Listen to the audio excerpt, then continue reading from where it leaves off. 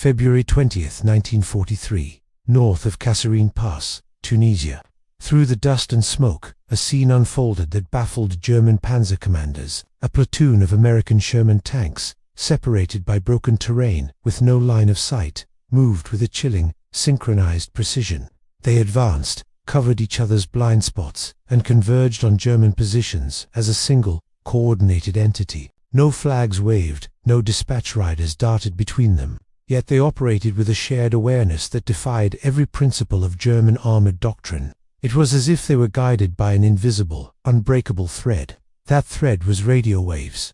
While the commanders of German Panzer IVs struggled to hear orders through the static-ridden crackle of their 10-watt FUG 5 AM radios, every American tank crew was communicating with crystal-clear clarity. The Americans possessed a technological secret the Wehrmacht hadn't anticipated: the SCR 508, a sophisticated frequency modulation FM radio set. This 181-pound piece of equipment, installed in every single Sherman, was transforming the adequate medium tank into a node in the world's first digital-age battlefield network. The decisive advantage in the armored war was not, as often assumed, about gun caliber or armor thickness. It was about bandwidth. The revolution began not on a battlefield, but in a laboratory. On July 22, 1941, the U.S. Army standardized the SCR 508, a system born from the engineering genius of Daniel E. Noble and his team at Galvan Manufacturing, later Motorola.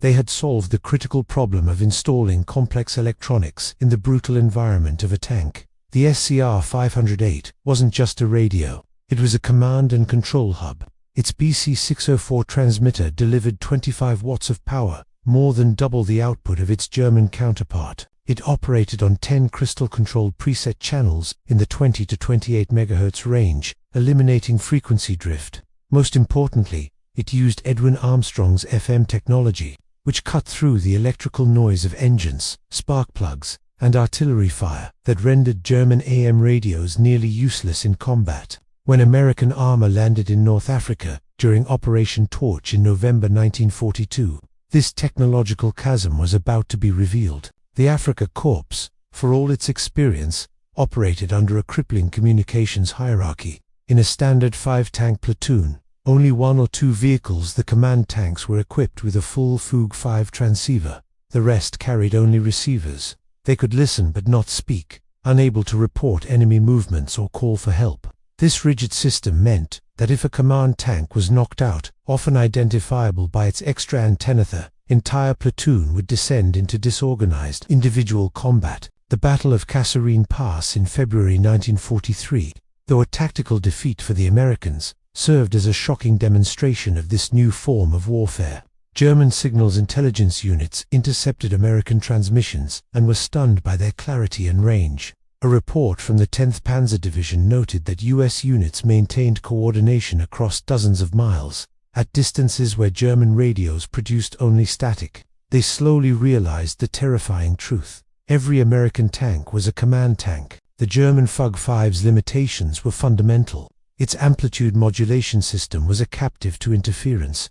Every electrical pulse in the tank created noise. Its effective range plummeted from a theoretical few kilometers to mere hundreds of meters when the vehicle was moving. In the mountainous terrain of Italy, this became a catastrophic disadvantage. American FM radios, resistant to the multipath interference caused by radio waves bouncing off hillsides, allowed tanks to coordinate attacks through valleys and behind ridgelines, maneuvers German doctrine deemed impossible without visual contact. By the time of the Normandy landings in June 1944, the system was mature, though not perfect. The initial failure to make tank radios compatible with the infantry S-300 Seychelles rupees walkie-talkie led to deadly consequences in the hedgerows, where German anti-tank teams could sneak up on isolated Shermans. American ingenuity provided a brutally simple solution within weeks. Field telephones were welded to the back of tanks, allowing infantry to directly talk to the crew inside. This adaptation revolutionized combined arms tactics just in time for Operation Cobra. The breakout at Cobra in July 1944 was the SCR 508's masterpiece. Major General Edward H. Brooks, 2nd Armored Division, coordinated the movements of over 200 Sherman tanks through seamless radio nets.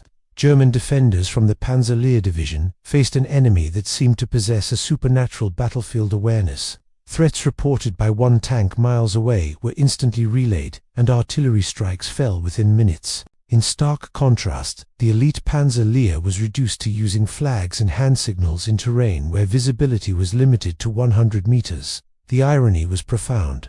Germany had pioneered radio use in armored warfare. Heinz Guderian's blitzkrieg theories depended on it. Yet, by 1944, German industry could not produce enough radios, while America built over 50,000 SCR series radios ensuring 100% deployment in its 49,324 Sherman tanks. Germany produced only about 6,000 Fug, 5 transceivers, for its 12,000 medium and heavy tanks. At best, only 20% of German tanks had a full radio, creating a crippling information poverty. This technological edge created lopsided tactical victories. During the Battle of Arracourt in September 1944, the U.S. 4th Armored Division faced German Panther brigades. The Panther was superior in every physical metric: armor, gun, power, and profile. But the Americans had the network. Every Sherman was a sensor. Tank destroyers received targeting data from tanks they couldn't see. Artillery observers in command, tanks called down fire with devastating speed. The result was a stunning 7-to-1 kill ratio, with 281 German armored vehicles destroyed for the loss of 41 Shermans. German intelligence never fully grasped the reason for this disparity. They attributed the superior American coordination to better training or rigid procedures, completely missing the technological foundation. Their tactics never adapted. They continued to target command tanks, unaware that any Sherman could assume that role. They planned ambushes assuming separation would cause disorganization, not understanding the radio nets maintained cohesion regardless of visual contact. The final campaigns of 1945 showcased this advantage at its peak. The capture of the Ludendorff Bridge at Remagen was a testament to American command and control speed. Radio reports reached headquarters in minutes, and divisions across the front pivoted to exploit the breakthrough within hours. Tempo impossible for German forces reliant on telephone lines being systematically severed by Allied aircraft. In the Ruhr pocket, the encirclement and destruction of 325,000 German troops was executed by American armored columns, coordinating a complex double envelopment entirely through their robust radio networks. In the end, the humble SCR 508 radio proved that in modern warfare, connection is a more powerful weapon than isolation. The US had built not just an army of tanks, but an army of networked nodes. The German military, for all its tactical brilliance and engineering prowess, failed to recognize that the decisive domain of the war had shifted from the visible to the invisible, from steel and shell to the electromagnetic spectrum. The lesson, written in the static of their own obsolete radios, and the coordinated fire of the Shermans, was clear. The side that communicates best, fights best, and ultimately wins.